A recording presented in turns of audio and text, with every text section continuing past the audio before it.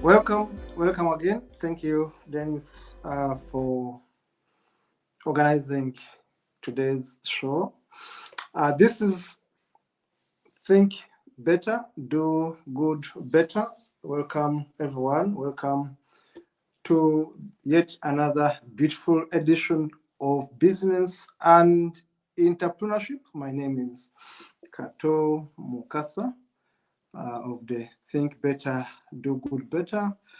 My profession is economics and commercial law. I'm a commercial lawyer, at the same time an economist who is interested in entrepreneurship. If you are watching us for the first time, welcome again, but we encourage you to subscribe to our YouTube channel. Subscribe, the channel is right there. Think Better, Do Good Better. Please hit the subscription button you see there so you can be able to continue watching this and more of our videos. You can also go back in our archives and see the previous videos we have done so that you can be able to be part of these master classes. What I'm doing today is a master class on entrepreneurship, and I've been doing quite a number of master classes. Welcome to this one. Today we are going to be handling 30 rules everyday startup business owner must know. 30 rules everyday startup owner must know. This is part one. When I say 30 rules, it means there are 30 rules, but today I'm going to give you 15 rules of every startup. You are starting a business. My friend in Kenya, Semakula Mukebi, is starting up a business. Listen up. This is important for you right now. If you are going to start a business, listen up. 30 rules you are going to master to be able to make it. In the studio today, I'm with Dennis Bongole, who is my colleague, who is my workmate, and part of this company, the Think Better, Do Good Better consultancy. You can give us work that relates to business. And whatever I'm going to be talking today, just know we can provide a solution to your business. Now, let me give you this background again. If you're watching me for the first time, I'm in the United Kingdom as I speak right now, but the statistics show that in the United Kingdom, 88.3% of the startups that start in the United Kingdom manage to go through the first year. 88.3% of the startups that exist here in the United Kingdom manage to go through the first year. But what does the data say in Africa? Talk about Uganda. In Uganda, about 50% of the startups manage to go through year one. It means that 50% don't even make year one in Uganda. Now, in the UK, let's go back to the UK. I give you data so that I can be able to understand where these rules come from. I share with you. In the UK, we said 88.3% make through year one. What happens after 5 years? Only 42.4% of startups in the UK manage to make it to the 5th year. They manage to be standing tall and make it to the 5th year. Now, when you're watching us, if you're watching us, my experience, my expertise, my training is in economics, but also law. My master's degree is in international commercial law. So I know why international startups fail. But also I know the linkage between local businesses, say in Uganda, in Africa, and in Europe, and in the US. And I've been lucky enough to travel to these countries. I've been to the US and many countries here in Europe. So I know how these businesses fare. Now, businesses are failing like nothing. They are failing like nobody's business in Europe. So my message goes to you, a European watching me. I'm simply giving you statistics that in the UK, only 44.3% of startups make it up to 5 years. Why would you not be interested in what I'm going to share with you? If in the UK business failed to that level, then what happens in Uganda, where even the infrastructure is poor? If in the UK you can even get a loan, a business loan is so easy to get. My banker was telling me how I can get a loan, but I don't want a loan personally. I don't want to start with credit until when I know I'm ready to get it. Loan is good for business, yes, but why should I start with a loan? I have to be very sure before I get it. Now, I give you these stats, these pieces of data to show you Africa and to show you the UK, to show you that in the UK, only 44.4%, 42.4% make it to the 5th year. The question would be, what happens to the 56% of the businesses in the UK? In the UK, 56% of those businesses fail. It means that half the businesses that are started in the UK fail. They cannot make it to year 5. They cannot make it to year 5. Now, that's why you need to hear this. That's why this is for you. Whether you're in Europe, this episode is for you. Listen up. Now, number one, why businesses fail and what you must know as a rule. Number one, think long term. Most businesses don't think long term. Don't think long term. They are motivated by profits, and people start them by accident. Not by design, but by accident. By accident. Someone gets capital from wherever and said, oh, I'm opening up a shop. Oh, I'm opening up a delivery service. Oh, I'm opening up this. That's not the way they start a business. That is not the way. Having capital, having money is one thing, and starting a business is another. Remember what our ancestors say about money? A stupid man with money is another party. You can be full with money. You can be a very stupid person with money. And trust me, you run out of money very soon. So thinking long term is a rule that every startup owner must have. What is your vision? What is your mission? What do you want to see happen to your business in the next 1 year? Make it short goals. In the next 6 months, what do I want to achieve for my business? But even before I go to the next 6 months, what can I achieve in the next 3 months? Think long term. Now, that is very, very important. Why are they failing? They are not thinking long term. So, rule number one, think long term. Rule number two, then is have an ethical consideration. Have an ethical consideration. Now, ethical consideration is very, very, very important. Many businesses are not succeeding because they are not ethical. They are started from a corrupted system. The owners are corrupt, I've seen so many people in Uganda. I'll talk about Uganda, where I've done business for some time. They start business because they want to get rich quick. Ethically, they want to cut corners. They want to bribe everyone. Ethically, they don't even care about the environment.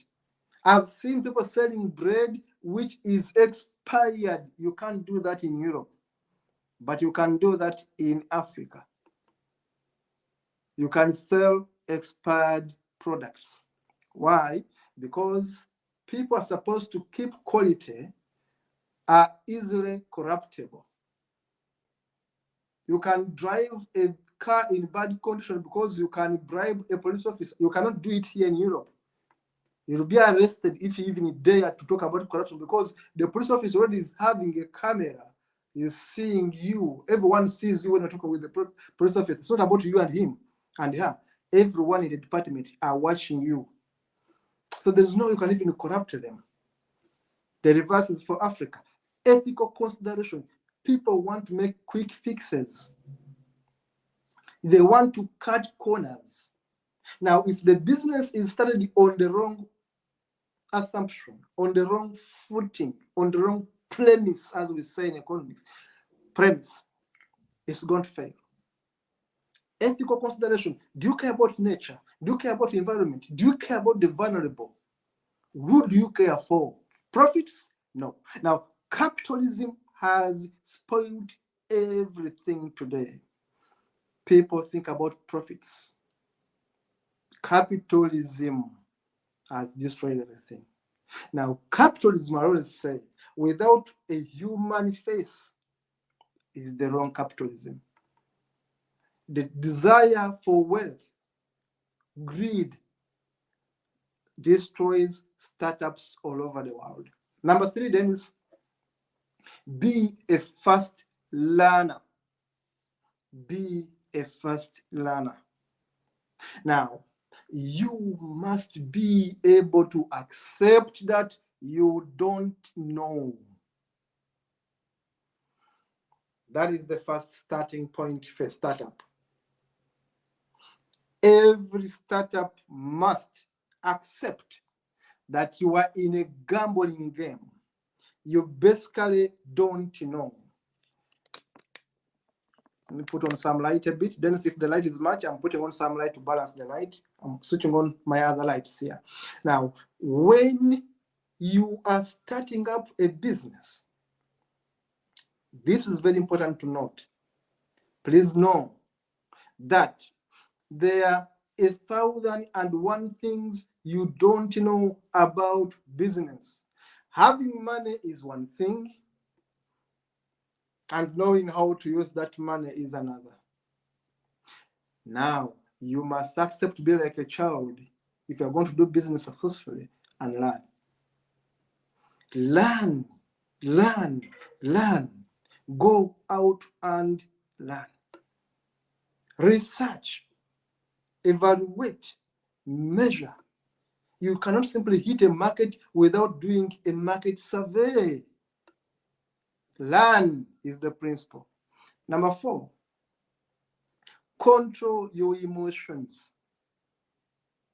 Control your emotions. Control your emotions. Emotions ruin good businesses. Then it's number 4, control your emotions. Emotions ruin good businesses. I've seen business owners who are fighting with customers. You can't believe it. I've seen girls in Africa, in Uganda, abusing customers. You go to mobile money and the girl is abusing because she thinks you want to flirt with her. But you are there to ask for money. I've seen servers, we call them servers here. I've seen restaurant attendants, whatever, being insultive. They don't even know the word thank you. Now, how do you even give them a tip if they are so rude? Emotions ruin everything. The moment you use emotions than logic and you are managing a business, trust me, it's going to fail. Emotions. Even if workers do mistakes, there's no going to be insulting them because you need them. You must know how to even work with your team. Keep your emotions under check. No one wants to see a ranting you. Don't rant. You don't feed people. You didn't grab people. You don't control their thinking. You don't know what they go through. Be empathetic. Be understanding. Be kind. Control your emotions. Number 5, Dennis, very quickly. A business is your personal responsibility. If you're going to start up any business in life, just know that it's your personal responsibility to make it succeed. And when it fails, again, it is your personal responsibility. Now, if we are 8 directors, as we are under the Think Better consultancy, all of us are responsible. We fail together, we win together, because there's no way you're going to come and enjoy sharing profits at the end of the year or 6 months without doing your part. Otherwise, you are a useless director. I have to kick you out. We take responsibility to win together or fail together. Never call on any God, because no God is going to help you win in a business. You can play all you want. You can fast all you want. You will not move an inch without action. Business, the rule is your responsibility. Number 6, master the rules of marketing. Master the rules of marketing. Now, marketing is so important to a business that it's like the heart of your business. When I was in the School of Economics, of course, I studied marketing. I'm a good marketer. You can even see it right here. I can market even my hair here, and I said it to you. Marketing is my niche. When I was practicing as a lawyer, yes, I was marketing my services. When I was working with NGOs, yes, I was marketing my NGOs. Marketing. You need to learn marketing. One day I'll come here and I give you a class on marketing that close deals. I'll come here and I give you a lesson on marketing, effective marketing. It's a big, you can even have a course in university that you majored in marketing. I know marketing, but I'm telling you briefly here, learn how to market. It's a big thing. We shall cover it next time. 7, Dennis, treat failure as a lesson. Treat failure as a lesson. Number 7, because we want to make these videos very short. Treat failure as a lesson. Treat failure as a lesson. Failing is part. Never give up because you have failed. We learn from mistakes. We learn from failure. None of us is perfect. I'm very imperfect. Neither you are perfect. Now, don't take business failure. Today we have made poor sales as a punishment. It's a punishment, yes, but it's not the end of it. You can always rise up and even do much better. You can do much better. Trust me. Now, every time you fail, take it as a lesson and never, ever give up. Number 8, Dennis, is have a business mentor. Have a business mentor, stroke a mastermind. Have a business mentor, stroke a mastermind. Now, in my book, How to Start That Business, that book was published in 2007. That one book gave me a contract with the government of Uganda. under the Ministry of Gender, under the National Youth Council, where I was their economist and entrepreneurship consultant for the entire country for several years. And the minister by that time was the current Vice President of Uganda, Jessica Lupo, was my top boss.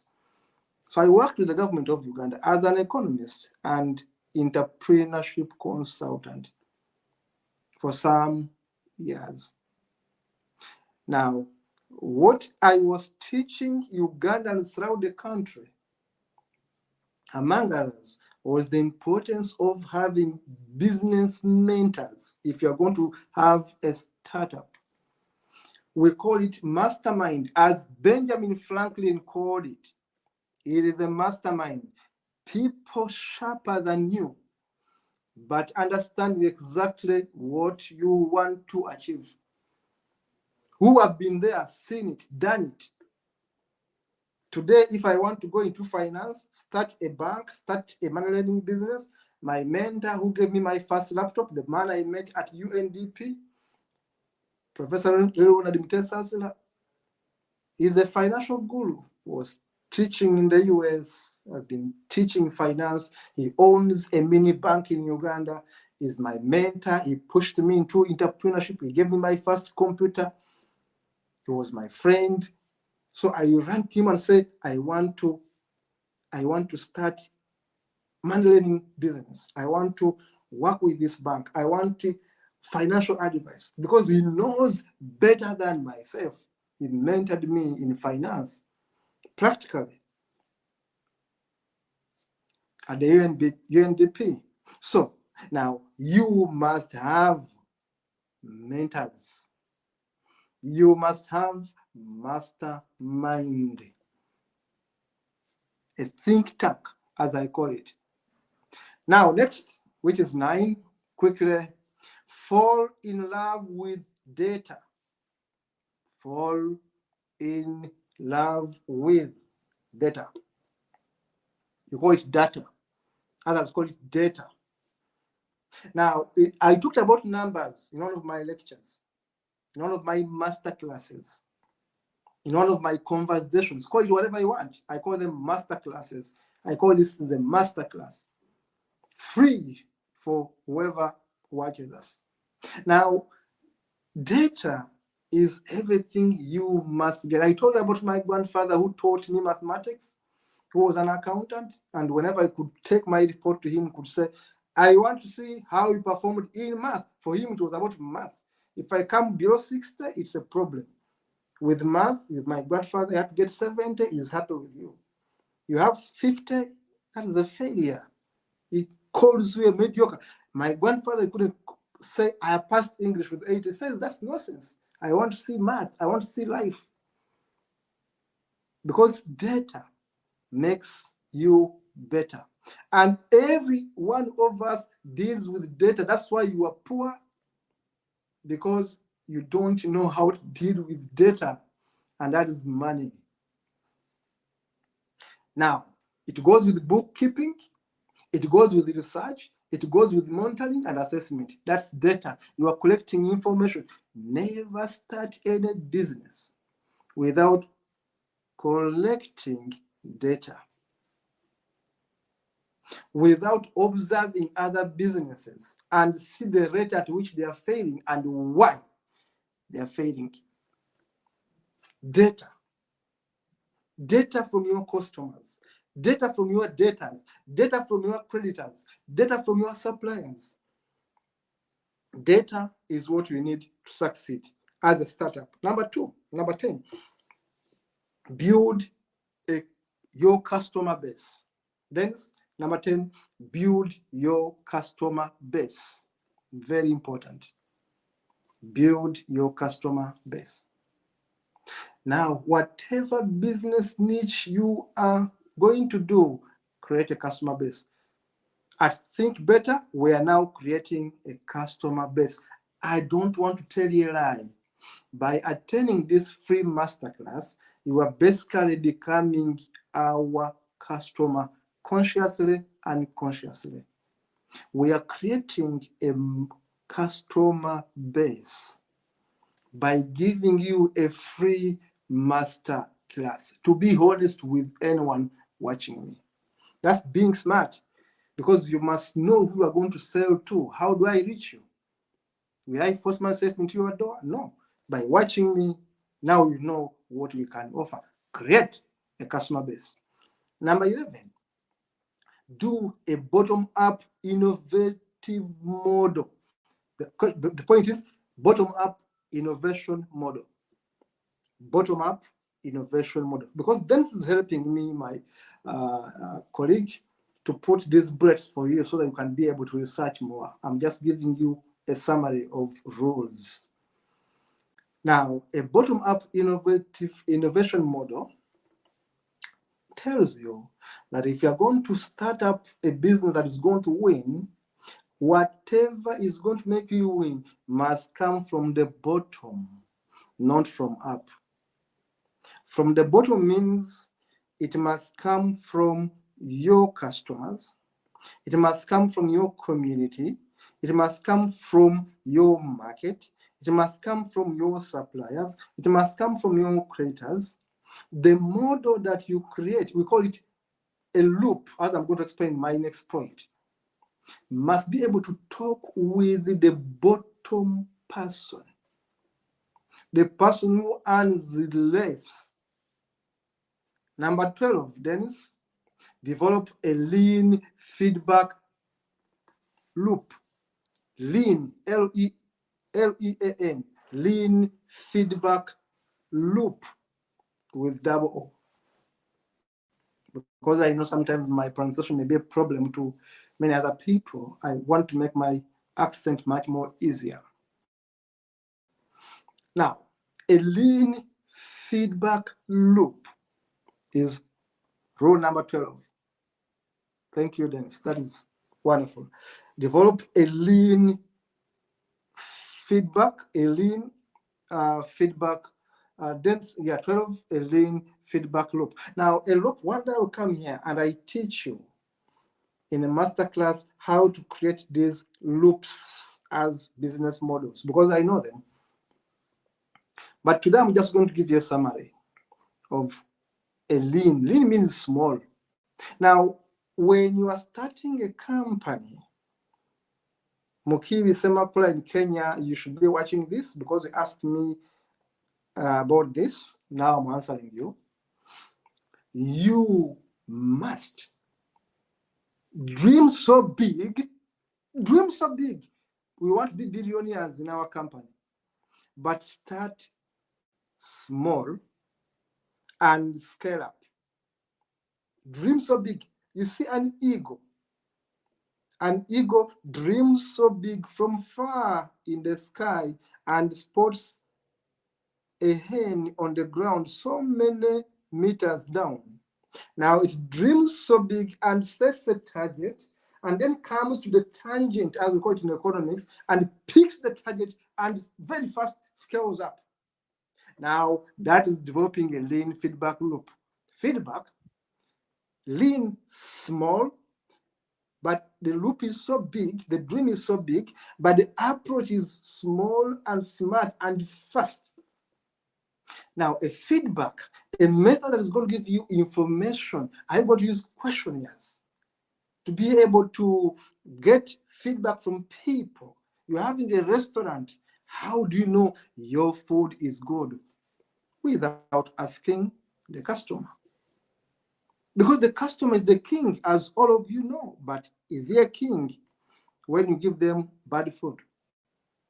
The lean feedback model, I'll explain in one of the master classes going forward. Now, point number 13, which is important that we must note going forward is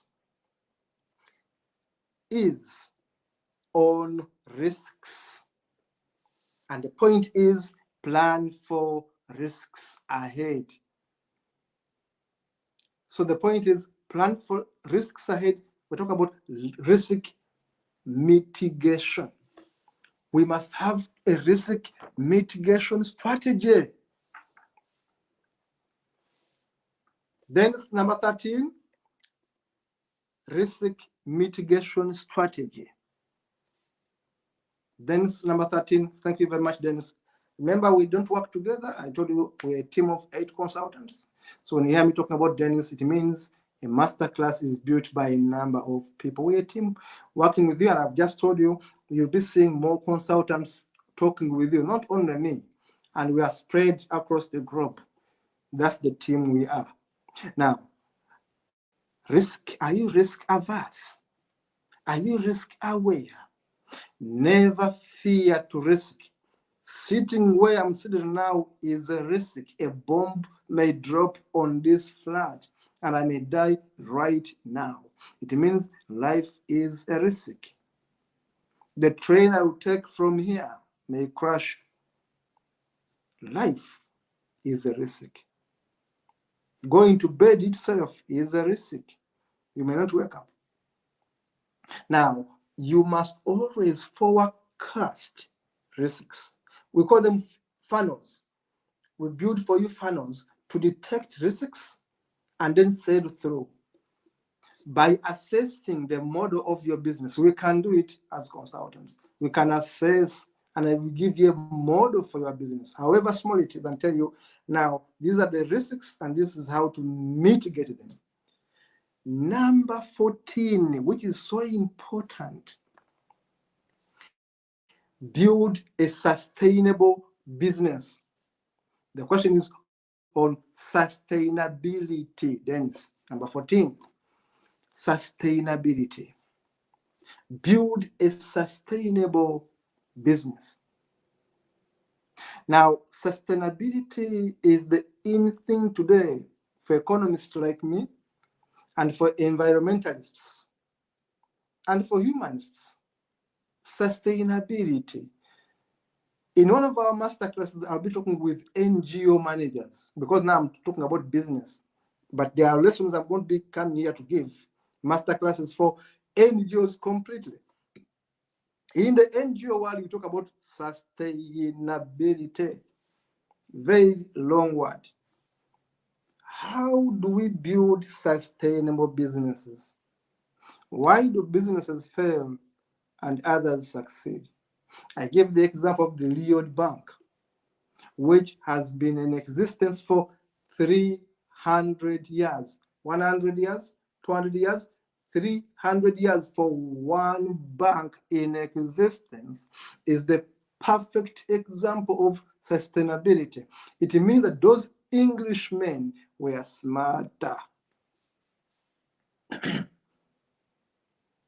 In Africa, we need to have smart entrepreneurs who can build businesses that can survive for 300 years. If our ancestors were able to build pyramids, surviving thousands of years before the invaders came, it means that we have the IQ to build sustainable business. How do you build a sustainable business? You follow the models. We can develop you models, and then we tell you this, including the succession plan and all that. Lastly, Dennis, the most important thing is the one I'm going to come with as last, because I told you you're 30. I'm going to give you only 15 for today. Number 15 is be a problem solver. That's the most important one. I'll repeat it for you. Be a problem solver. In my book, which I wrote in 2007, I always talk about that book because it made me who I am, who I became in the business circle in Uganda, who I became, the consultant I became, working for government, working with big international NGOs that I'm proud of. It was because of my writing. They were calling me as an expert. And I was very young by then, 2007. Now, why? Because I was showing people how to solve problems in businesses. And I was fresh from the university because I had left university in 2001. Now, unless we become problem solvers, we shall continue in the rat race begging for money. I hate begging. I always say that. I hate asking for donations. I hate being a beggar. And you watching me must stop being a beggar by being a problem solver. Dennis there, right now I'm working with, is a great problem solver. He solves my IT problems. The world needs problem solvers because we can't know everything. I'm a lawyer. You have problems with mortgage, you have problems with insurance, you have problems with recovering your money, debts, and all. I'm the guy because this is what I specialized in. You have problems with banks, fraud. I specialized in money laundering. That was my dissertation at master's level. I'm a good guy at tracking money and getting it back for you. That is where I can solve a problem. Finance is my niche. That is my specialization at master's level. Finance, banking. Now, Dennis is an IT expert. Mehdi is a videographer expert. Now, you must be able to solve a problem. If your business is not solving a problem, close it. Our consultants firm is solving problems in businesses across the globe. That's why we are here. Now, if your business is not solving a problem, please close it. You must find a problem, only one problem your business can solve. If you cannot find it, please close it before you open it. I'll leave you with this. If your business cannot solve a problem, I repeat it again, this is going to run into Facebook. And I'm saying if your business cannot solve a problem, please close it down today. A successful business must solve people's problems. Always be a problem solver. Then the graphics, and we are out of here. 30 rules of every startup business. That is my book. Please go to Amazon. Think for yourself and do good better is my book, which you can get copies from Amazon and be able to see. Now, look at creativity. These guys are using wood to create beds. I love them. They're all over the internet these days, and I've been seeing what they do. Creativity, then more photos, more pictures of the same. Look at how they are solving the housing problem, the space problem. The same bed has other apartments for books at the same bed. 3 kids, simple bed solutions. You must be a problem solver. Then it's very fast. You want to get out of this masterclass. Don't be broke. This guy is broke. Money won't come from heaven. You are going to work for it. Next episode, I'll talk about that. Then we just move on. They have seen it. Problem solving means dating back, looking back, but going forward. Just move on. Meetings, consulting, having effective teams is what is going to make you win. Being considerate, being ethical. Let animals pass if you are driving a car. Don't overspeed. Pushing yourself to the limits. Pushing yourself. And knowing the old ways of doing things, but also living in the moment, which is present. Of course, capitalism. Let it not go into your brain. It's going to destroy you. And the evil man will burn his own nation to the ground to roll over the ashes. Evil, greed. Sun Tzu, the greatest philosopher I follow, was talking about greed. Emotions. A woman is fighting you, don't fight back. A man is fighting you, don't fight back. Use your head. If you are going to put your head in your hands, you are in a problem, like this girl here. Capitalism again ruins everything. You must think beyond greed alone. Witchcraft. You think, look at this guy. You think that by putting that stuff is going to be a very good goalkeeper. Witchcraft doesn't work. You have to think. And empty minds make lots of noise. Avoid emotions. Think logically. And know that people won't support you, but they are going to cheer for you. They are going to congratulate you when you win.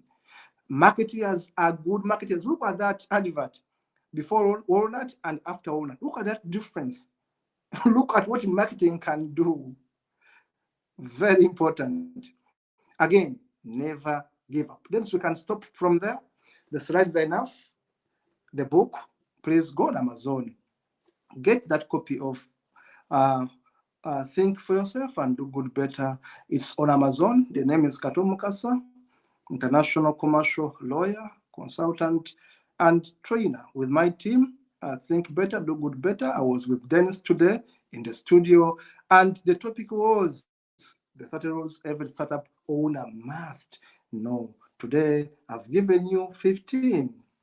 Next time, I'll give you the next 16, 15. Stay better, live better, stay focused, have hope, keep hope alive, and see you in the next one. But don't forget to subscribe to our channel so that you can keep on getting these master classes now and again. See you. Be well.